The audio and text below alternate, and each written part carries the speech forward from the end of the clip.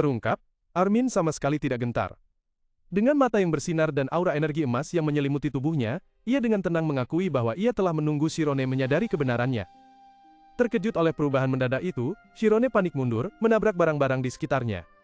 Ia buru-buru berbalik mencoba memperingatkan Nate dan Eruki tentang mata aneh Armin, tetapi seluruh ruang berdiri membeku. Setelah kejutan awal mereda, Shirone menyadari bahwa aura kuat yang memancar dari Armin adalah sihir.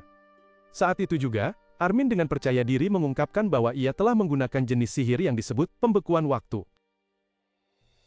Shirone tercengang, tak percaya ia berhadapan dengan penyihir yang telah mencapai tingkat sihir waktu secepat cahaya. Sementara Shirone masih syok, Armin dengan tenang mengajaknya duduk agar mereka bisa bicara dengan tenang, karena kini mereka punya banyak waktu. Ruang di sekitar mereka telah berubah menjadi dimensi tak terbatas, semuanya membeku dalam sihir Armin. Terpukau oleh kekuatan tak terbayangkan ini, Shirone tertawa dalam kebingungan dan kepanikan yang luar biasa. Melihat itu, Armin pun mengakui bahwa sebenarnya ia selalu khawatir, karena ia tahu cepat atau lambat Shirone akan menyadari kebenarannya. Mendengar hal itu, Shirone mendongak, terkejut bertanya, apakah Armin benar-benar sudah tahu ia akan menemukan rahasianya? Armin dengan tenang menjelaskan bahwa, sementara orang biasa mereproduksi informasi visual, dengan menerima cahaya melalui mata, matanya sendiri adalah cahaya. Ia mengungkapkan bahwa sejak bertemu Shirone, ia menyadari bahwa keduanya berbagi pengalaman yang sama. Shirone terperangah, tergagap bertanya apakah itu pengalaman yang ia maksud, dan Armin membenarkannya. Armin menamai pengalaman bersama mereka sebagai fungsi keabadian. Mendengar frasa ini, Shirone semakin ketakutan dan gemetar. Ia memberanikan diri untuk bertanya lebih jauh tentang hal itu.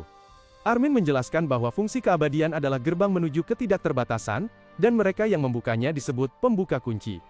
Kemudian, Armin menatap lurus ke arah Shirone, dan menegaskan bahwa Shirone juga telah membuka gerbang itu. Armin menambahkan bahwa pikiran mereka yang membuka gerbang itu, akan dengan cepat, menyatu dengan alam tak terbatas. Armin menjelaskan tentang kekuatan besar, dan rasa kebebasan yang dibawanya. Shirone mendengarkan dengan ekspresi cemas, tetapi Armin meyakinkannya bahwa pikirannya tidak akan hancur jika tidak melampaui batas. Mendengar itu, Shirone ragu-ragu mengakui rahasia yang selalu ia sembunyikan dari teman-temannya. Ia bercerita bahwa setiap malam ia bermimpi tentang seluruh alam semesta, dan pengalaman supranatural ini membuatnya merasa seperti kehilangan akal sehat dan merasa sangat berbahaya. Tepat saat Shirone mengungkapkan ketakutannya, aliran energi berkilau mulai memancar dari tubuhnya, menyelubunginya dalam aura yang cemerlang. Menyaksikan pemandangan ini, Armin tersenyum tenang. Ia menyadari bahwa Shirone tidak dalam bahaya, melainkan seolah-olah ia dicintai dan disayangi oleh sihir itu sendiri. Armin mengatakan, gejala yang dialami Shirone adalah keniscayaan, karena dia sedang menyentuh alam tak terbatas, yaitu alam semesta. Menurut Armin, siapapun yang dihadapkan pada ruang yang begitu luas dan kuat akan merasakan ketakutan yang luar biasa. Stimulasi kuat ini biasanya akan mengarah pada pencerahan, yang membantu orang tersebut mendapatkan kekuatan maha kuasa atas ruang. Namun, Armin menunjukkan bahwa ketakutan yang dirasakan Shirone tidak berhubungan dengan ruang. Dia telah menghadapi sesuatu yang sama sekali berbeda. Dia meyakinkan bahwa begitu Shirone memahami apa sesuatu itu, semua kekhawatirannya akan hilang. Mendengar itu, Shirone dengan penuh harap bertanya bagaimana dia bisa mengetahuinya. Armin dengan santai menjawab bahwa dia akan tahu, meskipun dia sendiri tidak yakin kapan. Proses ini bisa terjadi dengan sangat cepat, tetapi juga bisa memakan waktu seumur hidup Shirone. Dia tertegun membayangkan harus menghabiskan seumur hidup untuk mencari jawabannya. Melihat Shirone bingung, Armin dengan lembut menasihatinya untuk tidak khawatir. Armin terus menjelaskan bahwa sesuatu yang menyebabkan ketakutan Shirone sebenarnya sudah ada di dalam dirinya, hanya saja dia belum bisa menyebutkannya.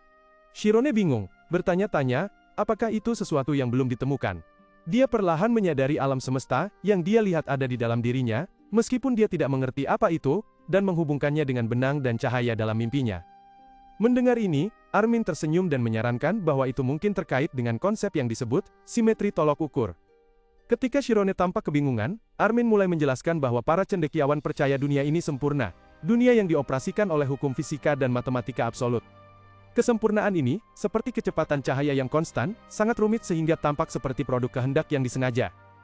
Namun, Armin menambahkan bahwa melalui penelitian lebih lanjut, mereka telah mencapai pemahaman yang berbeda. Simetri tolok ukur awalnya adalah keseimbangan sempurna namun kemudian hancur. Kata-kata Armin tiba-tiba mengingatkan Shirone akan ucapan Eruki tentang dunia probabilitas misterius. Armin menegaskan bahwa alam semesta ini pada dasarnya tidak sempurna, dan penyebab runtuhnya simetri adalah keberadaan tak dikenal. Meskipun begitu, Armin menyatakan keyakinan penuh bahwa dengan kemampuannya, Shirone akan dapat menemukan kebenaran di balik semua itu. Mendengar kata-kata penyemangat yang tulus itu, Shirone sangat terharu dan tidak bisa menyembunyikan senyum cerahnya. Ia berterima kasih kepada Armin berulang kali, penuh harapan dan tekad bahwa ia bisa melakukannya. Shirone mengakui bahwa meskipun ia datang ke sini untuk mengikuti jejak profesornya, bertemu Armin adalah sebuah keberuntungan sejati. Menanggapi perasaannya, Armin hanya dengan lembut meminta Shirone untuk menjaga Sienna. Armin menenangkan Shirone bahwa Sienna sebenarnya adalah orang yang berhati mulia daripada yang ia kira. Shirone bingung, bertanya-tanya mengapa Armin menyembunyikan rahasia sepenting itu, dan menasehatinya untuk memberitahunya. Armin dengan tenang menjelaskan bahwa Sienna selalu membawa rasa bersalah dalam dirinya, dan itulah yang mengikatnya untuk mengkhawatirkan Armin. Ia menganggap bahwa Sienna mengurung diri di sisinya tidak adil, karena matanya tidak dapat pulih selamanya. Tiba-tiba, Armin mengungkapkan bahwa ia sudah memiliki keluarga sendiri. Armin menegaskan bahwa keinginannya adalah membantu Sienna bebas dari beban, dan menjalani kehidupannya sendiri. Akhirnya, ia meminta Shirone berjanji untuk menjaga rahasia ini. Setelah percakapan berakhir, Shirone diam-diam mengamati Armin dan Sienna. Armin mengucapkan terima kasih kepada Sienna atas lukisan potret yang baru saja diselesaikannya, sebuah hadiah sebelum hari kepergiannya.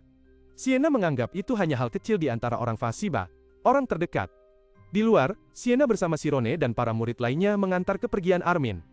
Sienna menyatakan ingin tetap berhubungan melalui surat setelah ia menetap di tempat tinggal barunya, dan Armin setuju akan membalas. Ia juga berbalik menasihati para murid untuk berusaha belajar dengan baik.